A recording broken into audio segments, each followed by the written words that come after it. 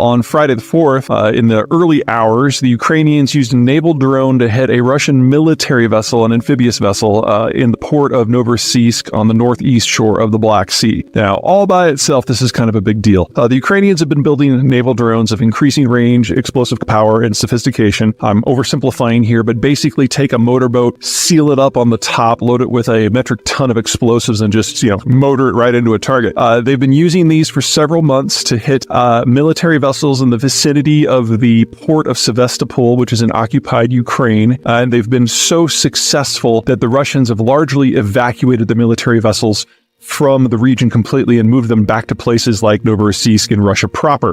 The problem that the Russians have, or really any conventional naval force is going to have, is conventional naval forces are designed to strike over the horizon on a ballistic trajectory traditionally, or maybe use cruise missiles. And when you're dealing with something that's so low in the water like a motorboat, the weapons cannot get a negative inclination that's necessary to shoot down at them. So you're limited to using things like RPGs and bazookas and small arms fire in order to target them, and you can't detect them until they're close. And by the time they're close, the main ship weapons are useless. And so the Ukrainians have damaged and destroyed any number of Russian military vessels and forced them to basically abandon their forward military position in naval terms.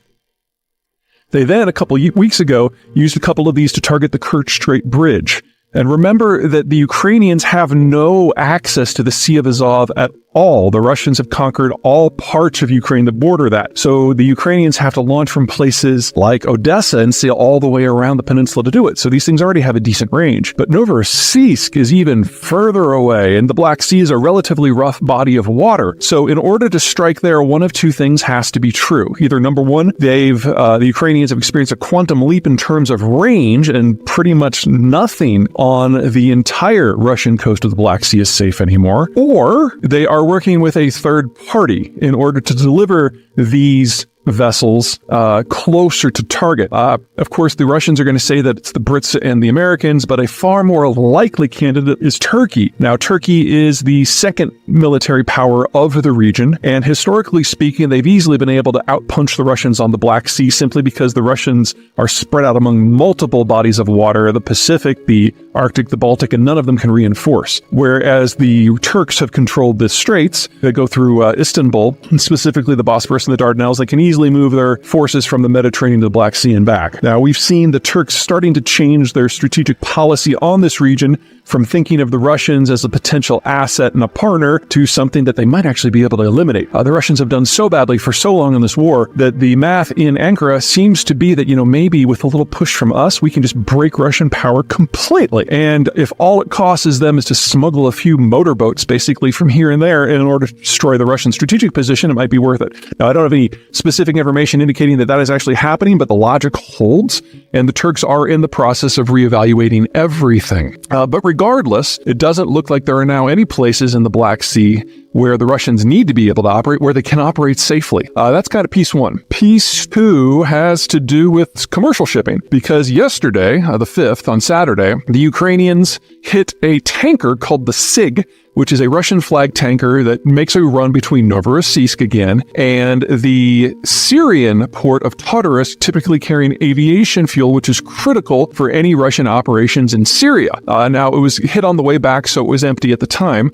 and it wasn't sunk, but they did hit the engine room. And if this is the beginning of a trend, we've got a real problem for a lot of people. Let's start with the Russians. The Russian position outside of Russia proper, when you're dealing with operations either in Latin America or Africa, they're dependent on free movement of the seas. And if they can't move men, material, and fuel in and out of the Black Sea, they're kind of hosed.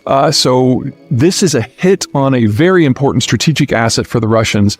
And if this is the beginning of a trend, the entire Russian position globally is going to go up in smoke in a very short period of time because of lack of fuel and the inability to reach people in the first place. The second problem has to do more with civilian shipping, because the Ukrainians now said in the aftermath of hitting the SIG that they are going to treat every ship coming in and out of any Russian port as a potential target, which, you kind of understand where they're coming from, because the Russians have been doing this for Ukrainian ports since the beginning of the war. If the Ukrainians stick to their guns on this, and at the moment no one one in the international community outside of the Russians is basically saying anything. Then a lot of the Black Sea is going to become a no-go zone for Russian vessels of any type or any third-party vessels that want to go in and out of Russian ports.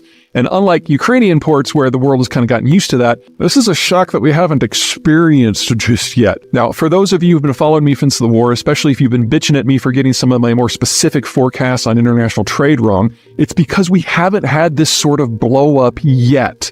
My concern early in the war is that we were going to have a short, sharp shock in which Russian and Ukrainian stuff in and out of the Black Sea was simply going to go offline all at once, and that was going to have a catastrophic impact on prices. That hasn't happened, and honestly, I've been very surprised that both Moscow and Kiev have shown a lot of restraint. That now seems to be in the past. The Ukrainians have now already hit a ship.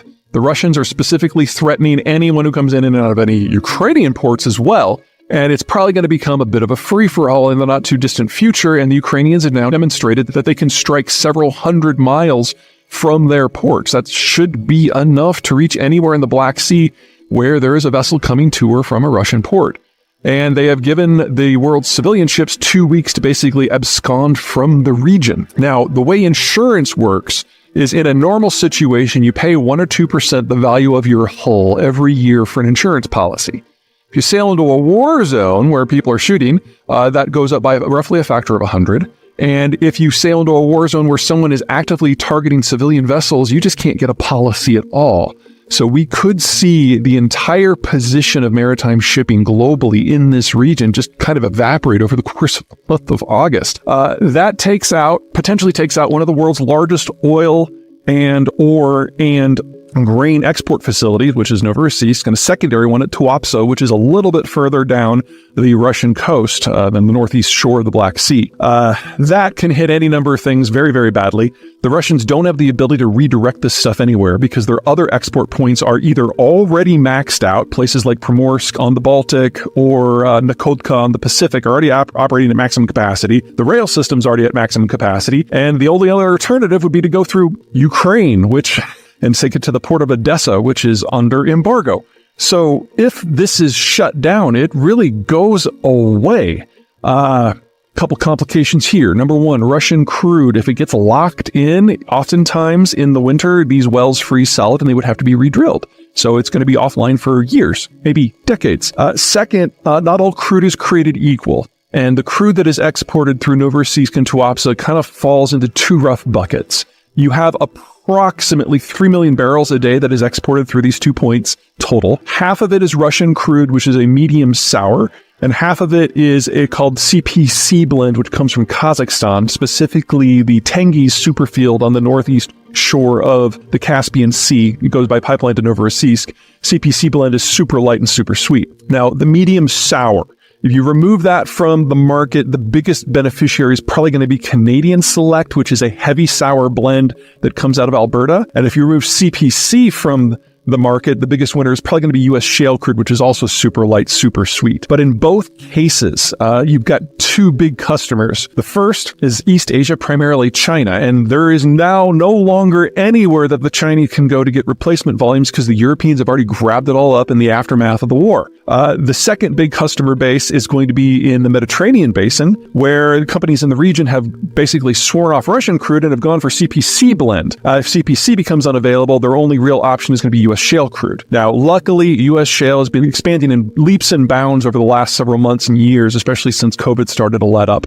And it's nearing record levels, and it's only going to go up from here. So there's a possibility here that the Western side, the European side of these disruptions, is actually able to replace what they need from North America, whereas the Asian side just gets completely hosed, which you want to talk about reordering the international strategic environment. If you take the majority of this 3 million barrels of disruption and lay it on China, while the Europeans just kind of, hold their nose and take American crude, that really reorders a lot of things in the international economic system, especially since the Chinese are already experiencing what can be best described as something between an economic slowdown and a sharp break because they're no longer capable of generating their own demand at all. At the same time, they're entering into an ever more bitter trade war with the rest of the world. So we're looking at the Russians losing their strategic position in the water, At the same time they lose their strategic position in terms of economic penetration, they lose the ability to project power through the wider world, and we get a reordering of international energy, which really hurts